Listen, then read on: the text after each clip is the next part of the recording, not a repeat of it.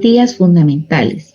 O sea, en el ámbito jurídico, es inherente a la persona gozar de esa protección de la ley, esa protección por la cual se le reconocen todos sus derechos y también los deberes que adquiere por compromiso propio. Esta capacidad corresponde a todo ser humano que la adquiere desde el nacimiento, desde la concepción, reconocida por la Constitución y por el artículo 1 del Código Civil, y la pierde con la muerte. Tiene el mismo contenido que todas las personas y no puede ser objeto de restricción, porque si se restringe, por ejemplo, el derecho a la propiedad privada de una persona, si es violentado su derecho a propiedad privada, entonces operan inmediatamente las garantías fundamentales y la protección que corresponde al sujeto de derecho. Esa es la capacidad de goce inherente a la persona. Ejemplo también, el derecho de un hijo menor de edad a los alimentos. Según la Constitución Política de la República de Guatemala, en su artículo 50, regula la igualdad de los hijos, donde dice que todos los hijos son iguales ante la ley y tienen los mismos derechos. Toda discriminación es punible. Esa es una capacidad de goce inherente a la persona. Es un derecho fundamental de la persona. Es la capacidad inherente a ella. Capacidad de ejercicio o de obrar. Esta corresponde a la aptitud para ejercitar por sí los derechos y asumir por sí obligaciones. Es la posibilidad de actuar por sí mismo en el mundo del derecho. Posibilidad jurídica en el sujeto para hacer valer directamente sus derechos, de celebrar en nombre propio actos jurídicos, contraer y cumplir sus obligaciones y de ejercitar las acciones ante los tribunales si estima necesario reclamar un derecho. Es la aptitud reconocida por el ordenamiento jurídico para actuar con eficacia en el mundo del derecho. Esta capacidad de ejercicio o de obrar es cuando la persona, el sujeto, directamente actúa como sujeto en una relación jurídica. Él directamente toma ejercita ese derecho por sí mismo. Por sí mismo celebra contratos, adquiere compromisos, adquiere obligaciones. Si él considera que le es afectado en algún aspecto o bien para defenderse ante los tribunales, pues ejercita su capacidad de ejercicio para hacerlo. De Castro la define como la cualidad jurídica de la persona que determina conforme a su estado la eficacia jurídica de sus actos. Se concreta a través de la acción voluntaria de una persona que va dirigido a producir efectos jurídicos reconocidos en la norma, lo que se reconoce como actos jurídicos. Estos pueden consistir en la celebración de un acto jurídico, por ejemplo, de derecho de familia, como es el matrimonio, o de carácter patrimonial, como sería realizar un contrato, por ejemplo, el de compraventa, o bien de reclamar un derecho ante los tribunales, lo que puede implicar para la persona adquirir derechos o bien obligaciones. Esta capacidad de obrar es la capacidad de celebrar actos jurídicos, de realizar acciones que producen efectos, los cuales, por lo tanto, producen la adquisición de un derecho o bien de una obligación y su transformación o extinción de la persecución a través de los juicios. ¿Cuáles son las diferencias entre capacidad de goce y la capacidad de ejercicio? La capacidad de goce es inherente a la persona para adquirir derechos y obligaciones. Es inherente a todo ser humano. Por ejemplo, una persona no podría decir, yo no tengo derecho a la igualdad, por ejemplo. No, es una garantía fundamental y es una garantía inherente a todo ser humano en la República de Guatemala y también en el mundo entero, ¿no? La capacidad de ejercicio corresponde a la posibilidad de adquisición o goce de los derechos y consiste en el aspecto dinámico de la misma, en cuanto que permite la adquisición y goce de los mismos. O sea, la capacidad de ejercicio se realiza según el deseo de la persona.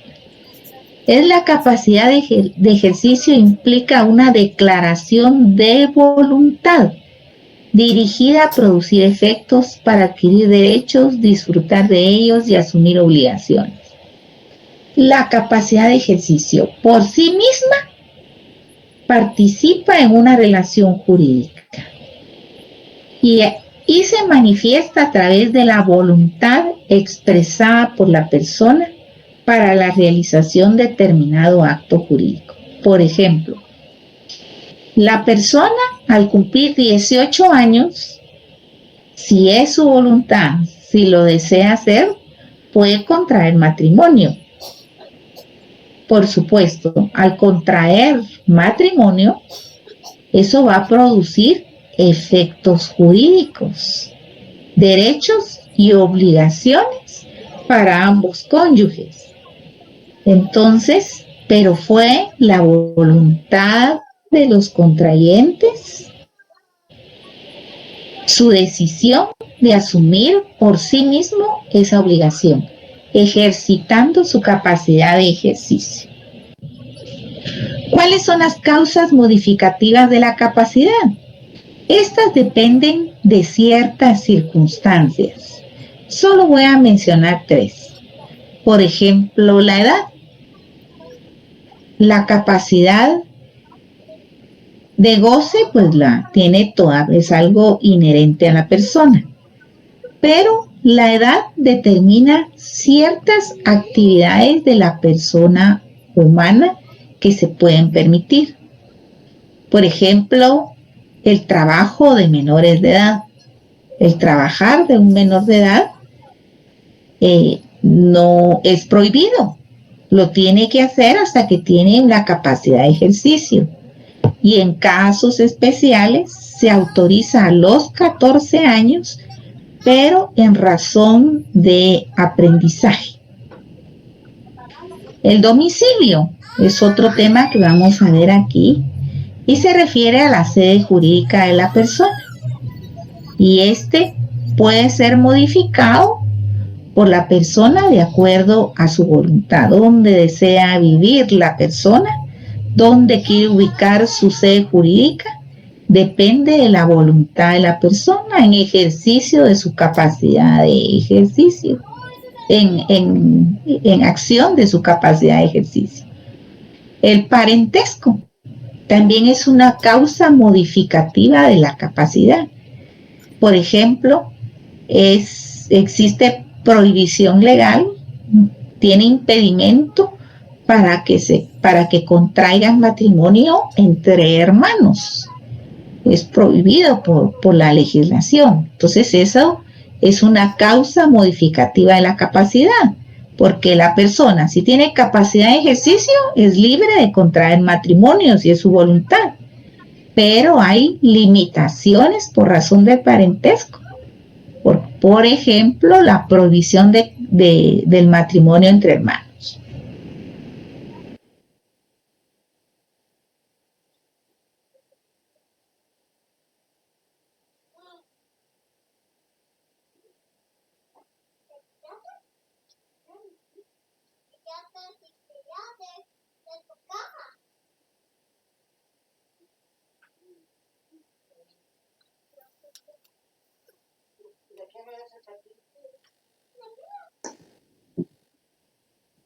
Bueno,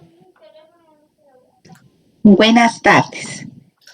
Ustedes me indican si tienen alguna duda sobre lo que se les acaba de presentar.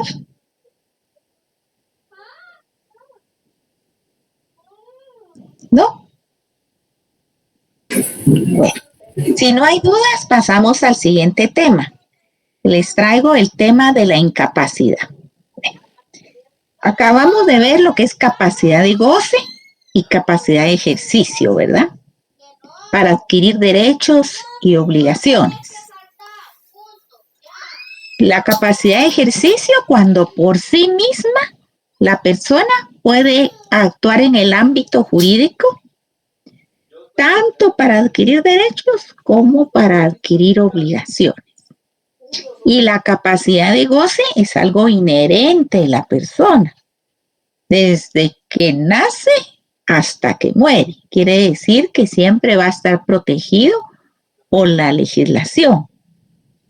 Ahora bien, en los casos en que la persona tiene limitaciones para hacer valer sus derechos por sí misma y ya llegó a la mayoría de edad, ya sus padres que ejercen la patria potestad, ya como es una persona mayor de edad, ¿qué pueden hacer si su hijo nació con dificultades y no puede valerse por sí mismo? Entonces, la ley de Guatemala regula lo que es la incapacidad. ¿Qué es la incapacidad? Es la falta de aptitud de una persona para hacer valer sus derechos por sí mismo. ¿Sí? Esa falta de aptitud de la persona, vamos a estudiar qué establece nuestra ley. ¿Cómo puede actuar en el ámbito jurídico? Como al cumplir los 18 años, ya los padres que tenían la patria potestad de su hijo menor de edad, ya no va a poder firmar, por ejemplo, algún documento en representación de su hijo. Entonces, ¿qué tienen que hacer los padres? Existe un procedimiento que se llama declaratoria de incapacidad que se tramita ante un juzgado de familia porque la ley establece que surte efectos la declaratoria de incapacidad hasta que es declarado judicialmente. Tienen que acudir ante un juez para que a través de una sentencia declare que esa persona es interdicta. Y al ser interdicta, en el caso que sean los padres, se prolonga la patria potestad a favor del hijo porque él es interdicto. Y si no tuviera padres, la sentencia va a indicar quién es la persona que a través de un tribunal, a través de una sentencia, va a declarar quién es la persona que va a representar al interdicto. ¿Sí? Bueno, les traigo una presentación para que la veamos y luego vamos a estudiar lo que la ley regula. Eso está regulado para que preparen su código civil. Vamos a leer del artículo 9 al artículo 14 del Código Civil, pero después de la presentación. Solo se los adelanto para que tengan a la mano su Código Civil. Vamos a ver lo que les traigo.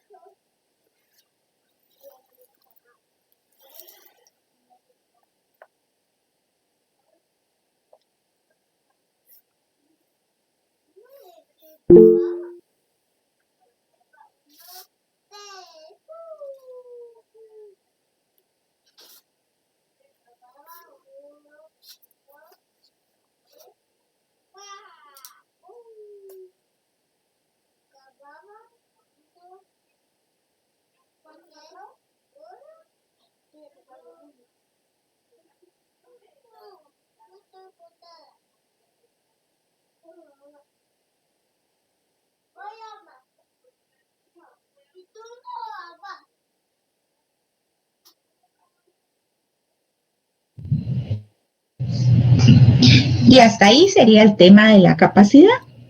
A continuación, vamos a ver lo que es la incapacidad. Definición. Es la falta de aptitud de una persona para hacer valer sus derechos por sí misma.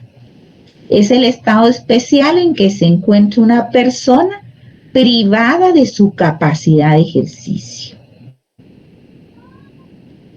Es la declaración de que una persona no es capaz de administrar sus bienes. ¿Quién hace esa declaración? ¿A través de qué? Es la declaración de que la persona no es capaz de ejercer su capacidad de ejercicio. Únicamente de manera judicial. Es a través de la declaración judicial con la que se da una mayor estabilidad al estado de una persona y se logra mayor seguridad para terceros, porque se ha afectado la idoneidad de la persona para desarrollar una actividad jurídica. Por supuesto, para que sea dictada una declaración judicial de interdicción, es a través de un debido proceso en el cual se han aportado medios de prueba que demuestra en qué consiste la idoneidad de la persona. Entonces, hasta que un juez de familia hace esa declaración judicial, surte efectos esa limitación a la capacidad de ejercicio de una persona porque tiene una falta de aptitud para hacerse valer por sí misma, y entonces esa declaración judicial va a nombrar el representante legal del declarado interdicto. La incapacidad de la persona puede ser total o parcial. En principio puede estar referida a la capacidad jurídica o a la capacidad de obrar. De Castro define la incapacidad como un acto judicial que modifica el estado civil de una persona, sometiéndola a una especial tutela. ¿Por qué? Porque una vez declarada la incapacidad de una persona, quien la va a representar es la persona designada por el tribunal.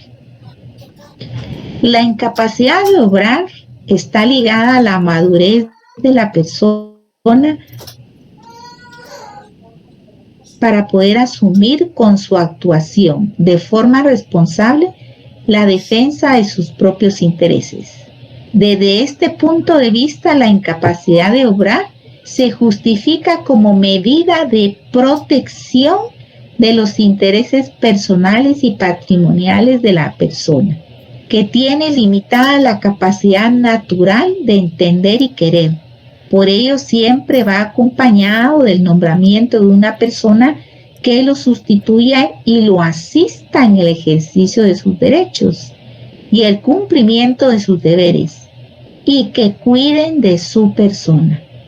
Pueden ser sus padres, los tutores, un protutor, o sea, la persona que nombre el tribunal.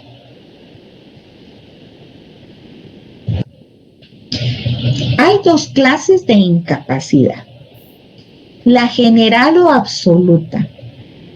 La incapacidad absoluta es cuando se afecta todos los actos jurídicos que pueda realizar la persona, porque se encuentra en un estado especial que, de conformidad con la ley, no puede actuar por sí misma en el ámbito jurídico.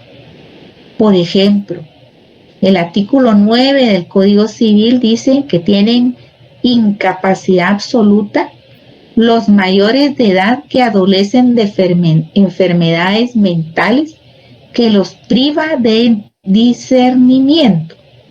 Entonces, cuando la naturaleza ha establecido una incapacidad de una persona para hacerse valer por sí misma, entonces en ese caso estamos ante una incapacidad absoluta, la cual a través de una resolución judicial le nombran el tribunal nombra quién es la persona que va a representar al tutor y quién va y al menor o al mayor de edad, porque puede ser que sea declarado un interdicto un mayor de edad.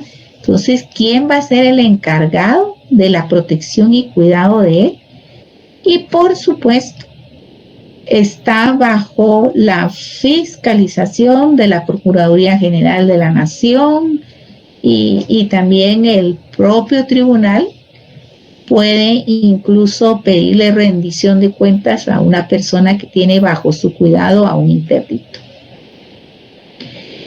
Los casos en que por propia disposición de la naturaleza la persona se encuentra incapacitada. Asimismo, son causas de incapacidad las enfermedades o deficiencias permanentes de carácter físico o psíquico que impidan a las personas gobernarse por sí mismas. A este respecto se refieren los artículos del 9 al 14 del Código Civil. Aquí en la norma, en el Código Civil, tenemos que hay casos en los cuales las personas están en una incapacidad por enfermedad, por exceso de uso de bebidas alcohólicas, o bien por uso de drogas, de estupefacientes. Entonces pueden, por razón de salud, declararse la incapacidad cuando esta persona se encuentra con esas deficiencias de manera permanente. Sería una capacidad general o absoluta, o tenga enfermedades mentales, ¿verdad? Entonces, en este caso, se tramita, porque en derecho civil no hay nada de oficio, tiene que gestionarse, tramitarse, pedirse al juzgado de familia la declaratoria de incapacidad de una persona que tenga esta clase de imposibilidades de valerse por sí misma. Y la incapacidad parcial o relativa es cuando se afecta a una persona de manera determinada en lo que es algún acto específico. Por ejemplo, cuando son perturbaciones mentales transitorias que limitan la capacidad de obrar de la persona. Por ejemplo, una persona que tiene un accidente y pierde la memoria, pero esa pérdida de memoria es por determinado tiempo, determinadas circunstancias. En ese caso sería una incapacidad relativa o parcial. El artículo 10 del Código Civil lo menciona, lo vamos a leer más adelante.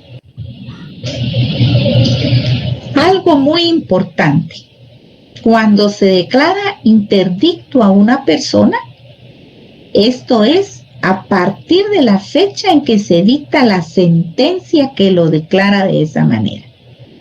O sea que si no se hace la gestión para la declaratoria de interdicción y no se lleva un debido proceso aportando medios de prueba, entonces para que surta efectos tiene que haber una sentencia que así lo declare.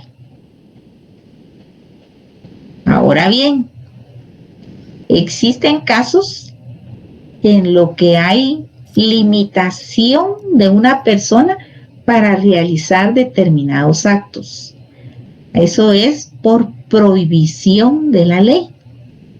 Esta es definida por De Castro y Bravo como la inhabilitación para realizar ciertos actos en general o respecto de ciertas personas impuestas por veto legal. ¿A qué se refiere esto?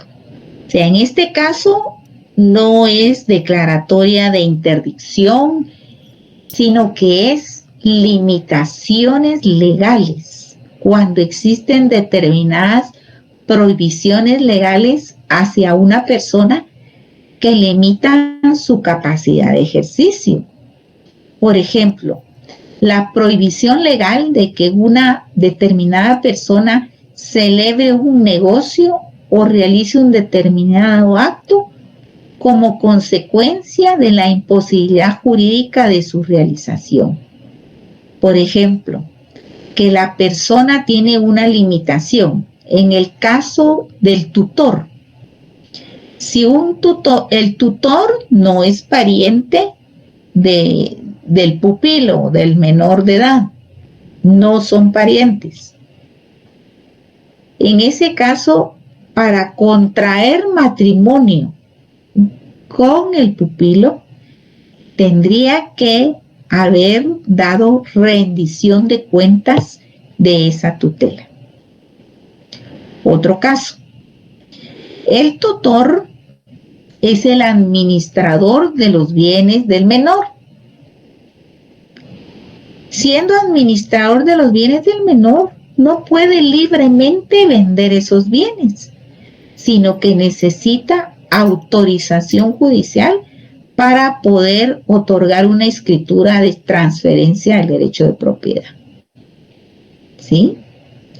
Un padre, por ejemplo, que tiene hijos menores de edad y esos hijos tienen bienes a su nombre, el padre no puede disponer libremente de esos bienes porque en primer lugar no es el propietario de ellos, aunque sea el papá, es simplemente el administrador de los bienes de sus hijos y por lo tanto no puede disponer libremente de ellos. Solo con autorización judicial, donde demuestre la utilidad y necesidad, puede hacerlo. Entonces, esos son casos en los cuales la ley establece prohibiciones legales que limitan la realización de ciertos actos, pero es por disposición de la ley. ¿Y qué diferencia hay entre la incapacidad que vimos anteriormente y la prohibición de la ley? Porque la incapacidad se justifica por las condiciones personales del individuo, que una persona no puede valerse por sí misma. Entonces, tiene la necesidad de ser protegido por la ley a través del nombramiento de un representante legal, de una persona que se encargue de su cuidado. Y eso se hace a través de una sentencia que lo declaró interdicto y que a la vez nombra quién es la persona responsable de su cuidado. Ahora bien, cuando hay prohibición de la ley, se refiere a situaciones que afectan la realización de determinado acto en función de los intereses que están siendo protegidos y que pueden causar la nulidad de lo realizado si se llevara a cabo. Por ejemplo, que se elaborara una escritura pública de compraventa en el cual el papá, en ejercicio de la patria potestad y como representante de su menor hijo, firma una escritura de compraventa de un bien inmueble que está a nombre de su hijo. Eso, al llevarlo al registro general de la propiedad, no lo van a inscribir. Y póngase el caso que por error lo inscriben, puede ser objeto de nulidad ese negocio jurídico. Y muchas gracias por su atención. A continuación vamos a conversar.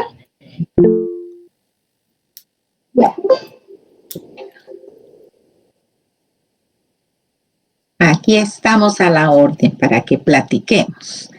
Diego Alejandro primero y después José Sanabria. A ver. Yo tengo varias preguntas. Bueno, más que todo exponer un poco de los casos que yo sé de incapacidad. Uh-huh. No sé ustedes si han escuchado el caso de Britney Spears.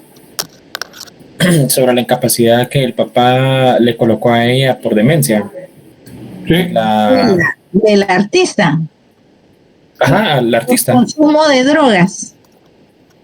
Sí, sí, bueno, han salido varios casos expuestos. Uno de los casos que mencioné, ¿verdad? Puede haber una incapacidad, pero ese es otro país. Yo preferiría que pusiera ejemplos de Guatemala, pero bueno, ya lo mencionó. Eso es lo que se menciona como incapacidad relativa, ¿verdad? Ahora, con relación de la incapacidad, por ejemplo, yo tengo una duda. En el caso que la persona contrajera, ¿qué le digo? Deudas o alguna responsabilidad al momento de que una persona estuviera bien y tiene un accidente, por ejemplo, y queda paralizada de tema cerebral, que ya no se puede mover y usar una incapacidad total, la persona que quede como tutelar adquiere esas responsabilidades de la persona. Siempre, siempre. Un acreedor si va a cobrar, ¿verdad?, sus deudas. Y existe un patrimonio. Y la persona que va a ser la persona nombrada por el tribunal como representante legal del incapacitado asume la obligación de responder por cualquier asunto de interés del incapacitado. O sea que las obligaciones de la persona pasaría al tutelar. Sí, es que sigue teniendo capacidad la persona.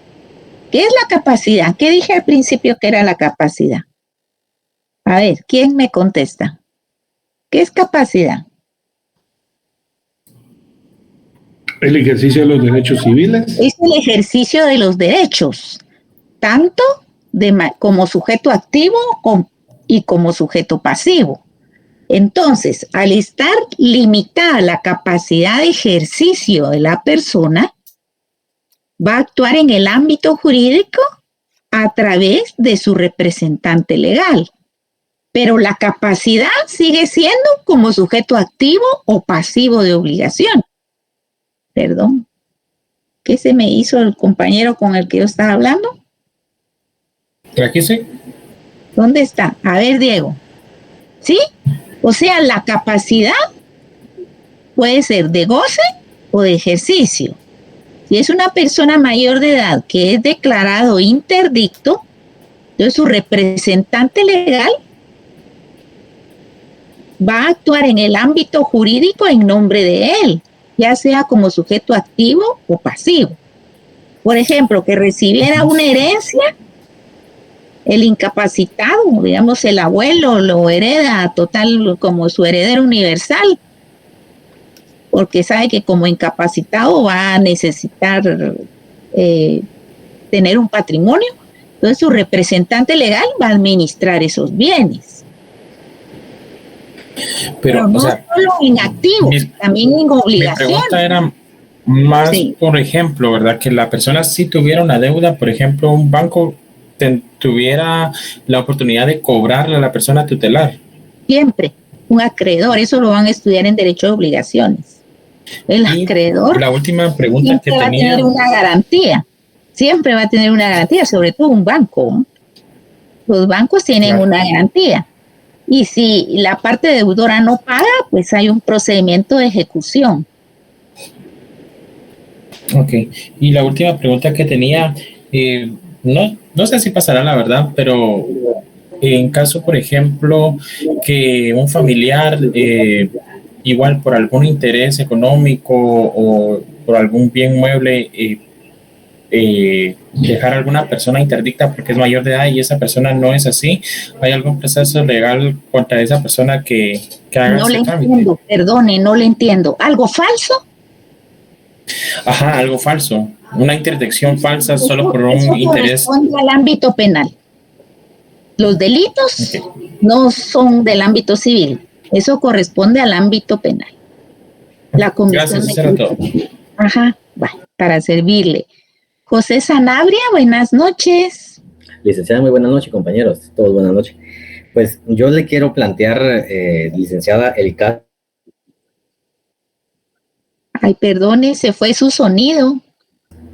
Le quiero plantear, buenas noches, les decía a todos, a usted también, y le quería plantear el caso de qué sucede cuando se lleva a cabo un negocio jurídico, pero la persona... Ya se pasó el derecho de obligaciones, el próximo año se va a dar gusto con el derecho de obligaciones.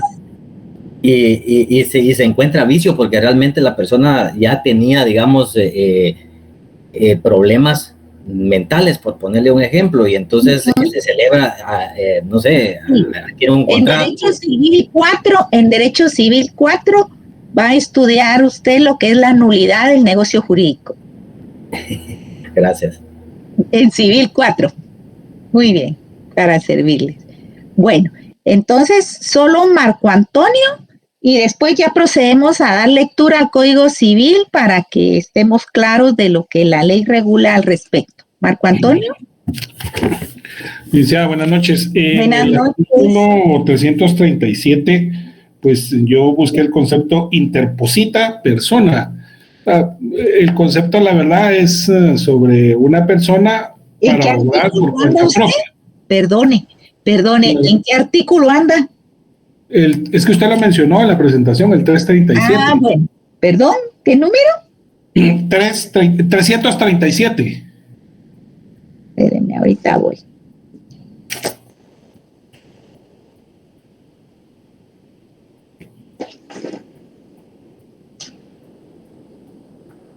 Es que lo puse de ejemplo acerca de los contratos. Correcto, sí, por eso. Entonces la capacidad fue un ejemplo lo que puse.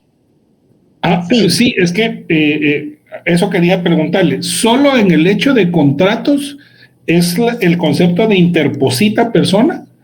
¿O hay otro tipo de persona?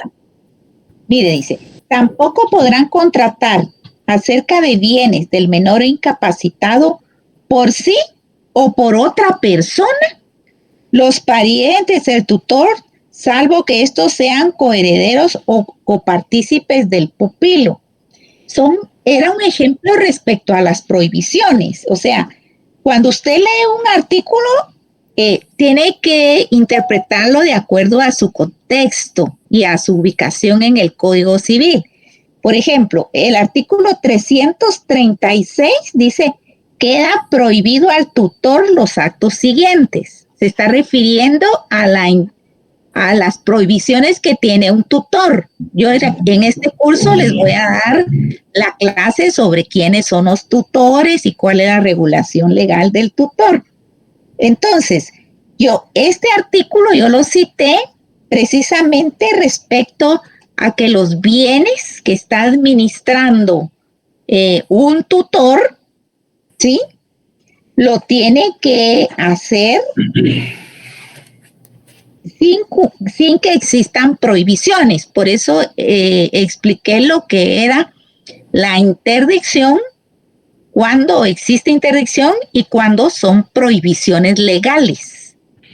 Entonces, en resumidas cuentas, la interposita persona es otra persona. Otra persona o un pariente que lo va a hacer en representación del incapacitado, ¿verdad?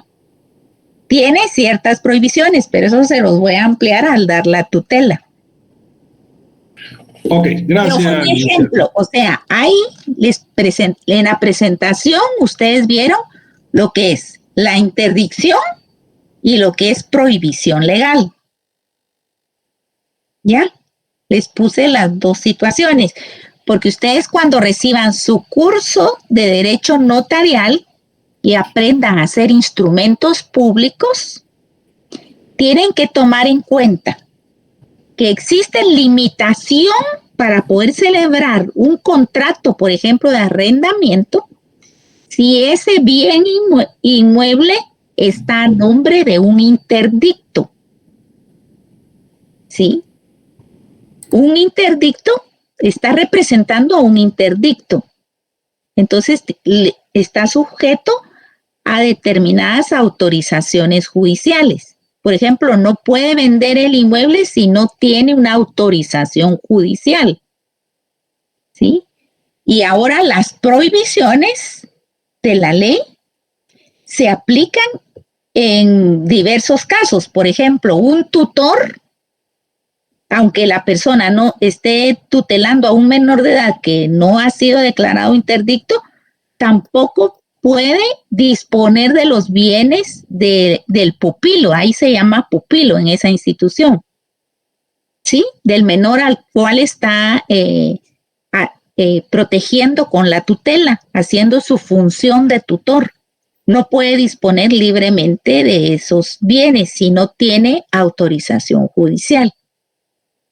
Y como notarios, ustedes van a tener que aprender todo eso que dice el Código Civil, porque ustedes no podrían hacer un instrumento público ilegal, porque eso es responsabilidad notarial también. Y tiene responsabilidad penal también.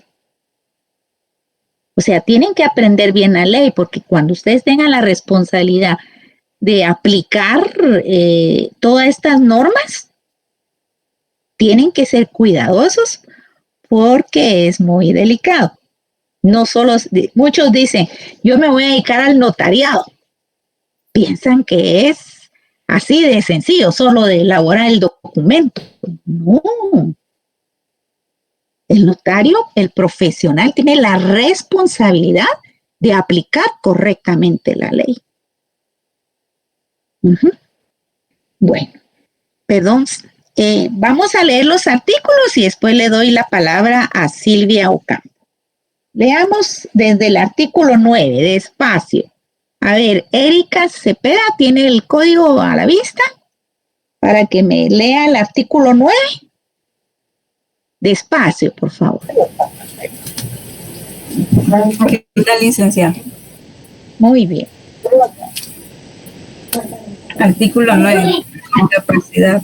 Los mayores de edad que adolecen de enfermedad mental que los priva de discernimiento deben ser declarados en estado de interdicción.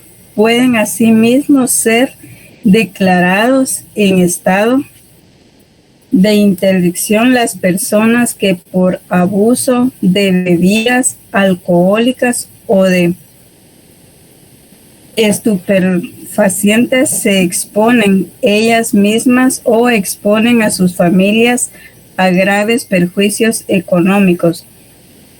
La declaratoria de interdicción produce desde la fecha en que sea establecida en sentencia firme incapacidad absoluta de la persona para el ejercicio de sus derechos, pero los actos anteriores a tal declaratoria pueden ser anulados si se le probare que la incapacidad existía notariamente en la época en que se verificaron. Bueno, por ejemplo, si es una persona que hace uso de bebidas alcohólicas en exceso, ¿verdad? Y en una situación grave que ponga en riesgo a la familia, por ejemplo, la esposa o conviviente o mamá de sus hijos podría plantear la petición de declaratoria de interdicción de esa persona e incluso pedir medidas cautelares para proteger el patrimonio de la familia. ¿Sí? Y de esa manera limitar que esa persona vaya a firmar documentos que perjudiquen a la familia, ¿verdad? Pero por supuesto tiene que llevar un proceso judicial y aportar medios de prueba de que la persona está pues sumamente enferma, ¿verdad? ¿Sí? Ahora bien, en el segundo párrafo del artículo 9 dice: la declaratoria de interdicción produce desde la fecha en que sea establecida en sentencia firme. O sea, que si no van a plantear la petición ante un juez de familia para que sea declarado interdicta la persona, sea porque tiene un problema de nacimiento o bebidas alcohólicas o drogadicción, Si no lo plantean, entonces no surte efecto si no está la declaratoria de interdicción. Eso en derecho civil no se hace de oficio. Tiene que ser a petición de parte. Acudir a pedirlo ante el juzgado de familia. ¿Sí? Eso es algo muy importante. Muchas personas tienen a sus hijos que nacieron con problemas de coeficiente mental menor a lo normal y nunca hacen la gestión de declarar la interdicción de esa persona. Y entonces los derechos de esa persona, no hay el representante legal para poder reclamarlos en determinado momento. Si se muere, por ejemplo, la mamá, ya el papá también ya estaba muerto, de ahí se muere la mamá, tendría que ser un hermano el que tendría que ir a solicitar ante el juzgado de familia que sea declarada la interdicción. Pero tiene que hacerlo, ahorita le doy la palabra. Lo tiene que hacer porque de lo contrario se aplica este artículo. Para eso es la ley. Bueno, Belkis, sí, dígame. Licenciada, muy buenas noches. Es un gusto.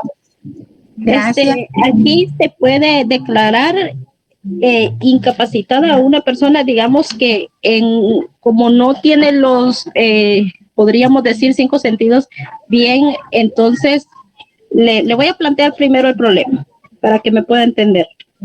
Es que lo que pasa es que tengo una mi amiga que el papá firmó un contrato de compraventa por una casa y él está ciego, tiene problemas de azúcar. La cosa que hicieron firmar al papá, otra hija, el contrato de compraventa por 10,000 quetzales. O sea, es algo ilógico, ¿verdad? Pero, ¿qué pasa aquí? Que se puede declarar la interdicción porque no está en el uso de sus capacidades, perdón. Te voy a contestar de una vez. Te voy a contestar de una vez. Okay. El asunto que usted me está planteando, yo lo enmarco en Derecho Civil 4, similar a lo que preguntó el señor José Sanabria.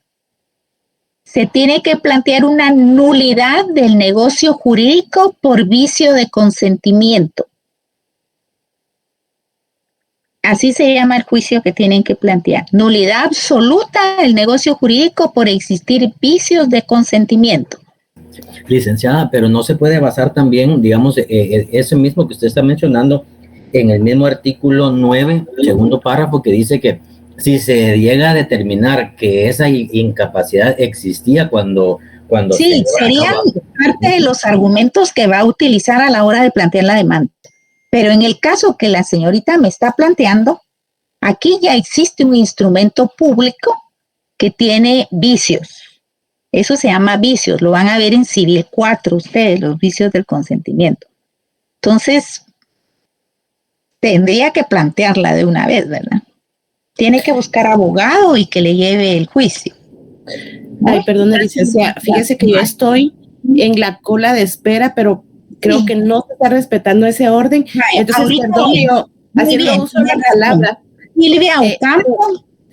Silvia Ocampo, voy a respetar el orden. Tiene razón, señorita Claudia. Muchas gracias. Silvia Ocampo, ¿cuál es su pregunta? Buenas tardes, licenciada. Buenas tardes, compañeros. Sí, para mencionar respecto a la declaratoria de interdicción, no sé si es en todos los casos, pero en algunos los jueces tienden a solicitar una evaluación psiquiátrica en casos de que se indique o se considere que la persona está padeciendo de alguna enfermedad mental que le limita esa capacidad. Entonces se solicitan al INASIF, según mi conocimiento y experiencia, pero No sé si en todos los casos y quisiera saber si en algunos aceptan este tipo de evaluaciones dentro de, por ejemplo, una evaluación privada de un médico psiquiatra privado o de alguna persona que pueda emitir dentro del área de la salud mental este tipo de documentos y que el juez lo acepte. Gracias. Sí. En todo proceso judicial, ustedes van a estudiar en procesal civil y mercantil que el Código Procesal establece los medios de prueba. Por supuesto, un juez no va a dictar una sentencia si no cuenta dentro del proceso con medios de prueba que establecen cuál es la situación de la persona a la que están solicitando la declaratoria de interdicción. Hay un debido proceso. Siempre hay un debido proceso. Hay diversos medios de prueba y el juez es el que va dirigiendo el proceso, ¿verdad? Muy bien. Patricia Toc. Buenas tardes, licenciada. Buenas tardes. Noches. Licenciada, con una consulta. Yo tengo una duda de qué pasa si pues, la persona está incapacitada, digamos, de mayor de edad y sus tutores, supongamos que son sus padres, fallecen. Entonces, ¿quién recae después la responsabilidad? Sí. Los padres no son tutores. Los padres ejercen patria potestad, se llama. A falta de padres funciona lo que es la institución de la tutela. La tutela la ejercen personas que no son los padres. Pueden ser parientes o puede ser el que designe el tribunal, ¿verdad? Dependiendo el caso. ¿Solamente? Sí, licenciada, gracias. Jorge Morales, buenas noches. Buenas noches, licenciada. Quisiera yo, pues me surgió una duda en base a todo el tema, ¿no? ¿Hay alguna enfermedad, o sea, aparte de las enfermedades mentales consideradas ya tomadas en cuenta, que puedan incapacitar a una persona? Una enfermedad grave, dícese, no sé, una tuberculosis. Un derrame cerebral, ¿sí? Un derrame cerebral, que la persona ya no puede hablar, o se queda sin movimiento, en fin. Eso se va a establecer médicamente, ¿verdad? A través de médicos. Lo importante es que la persona, si ya no puede valerse por sí misma, puede solicitarse la declaratoria de interdicción y se le nombre un representante legal judicialmente. Ok. Licenciada, y en dado caso fuera, quizá poner ejemplo, no sé, que mi papá, pues, supongamos que se le diera un derrame, ¿no? Sí. Yo podría ser su representante legal, ¿no? Sí, el hijo, sí. Si le hacen en los juzgados se llama discernimiento del cargo de representante legal. Sí, es el nombramiento que hace el juzgado de familia. Sí, este tipo de casos se harían al juzgado de familia, ¿no, licenciada? Sí, es el competente. Muchísimas gracias. Eso era todo, licenciada. Para servirle. Buenas noches. Rubén Rosales, buenas noches. Buenas noches, licenciada. Respecto al tema, no sé si aquí entrará el tema que ha sido sonado últimamente de esta chica que se ha querido tirar como 15, 17 veces de aquí del puente. Que ella clínicamente, según lo que se sabe, está declarada con incapacidad de sus facultades mentales. Tendrían que internarla, pienso yo, ¿verdad? Para protegerle la vida. Exactamente. En este caso se podría ir al juzgado de familia a poner el caso correspondiente y este ya quedaría a cargo de las autoridades del Estado. No. Las autoridades son jueces, los jueces que dictan fallos, ¿sí? Pero los familiares son los obligados a atender a su familiar.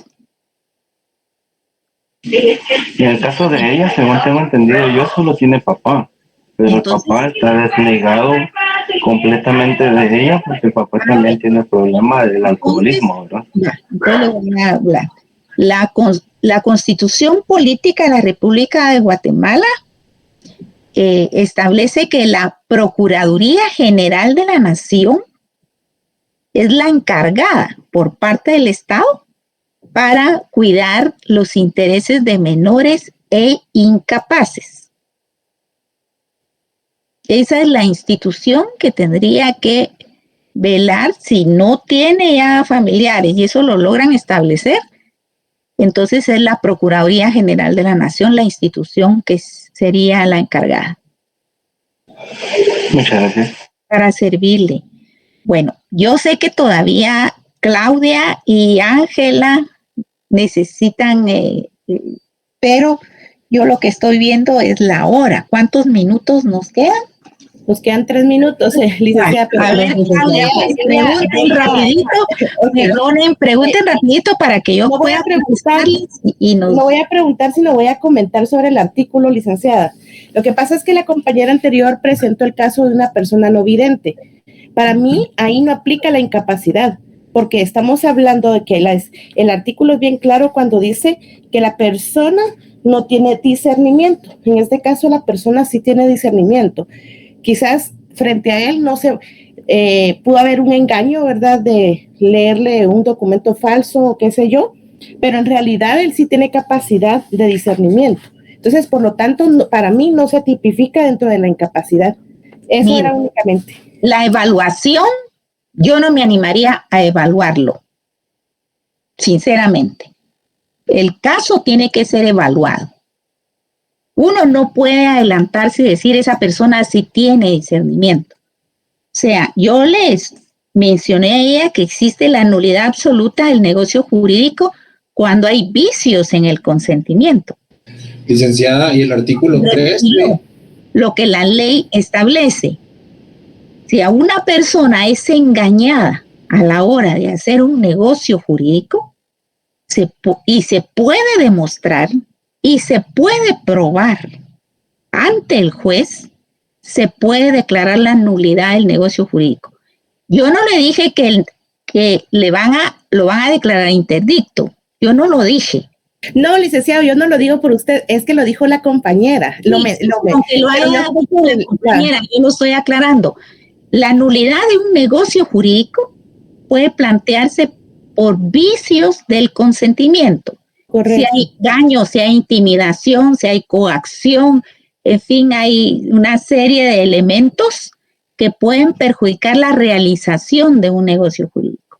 Por supuesto, hay ciegos que tienen una limitación física de la vista, pero si se pueden comunicar plenamente con las personas, entonces hay otro artículo que se refiere en el artículo 3, pero no llegué yo a leer el artículo 3 hoy. Específicamente el artículo 13 regula lo relativo a los ciegos. Hoy, por favor, léanlo. Y la última pregunta, porque ya tengo que cerrar esta clase. ¿Quién era la otra pregunta? Ya no hay, yo me acordaba que había otra persona. Ya se retiró, qué pena. Pero no, para la siguiente clase. En la próxima clase, si me hace favor, disculpe. Pero con mucho gusto. Gracias, licenciada, por su tiempo. Gracias, Feliz noche. Feliz noche. Buenas noches. Buenas noches, licenciada. Feliz noche. Buenas noches, joven.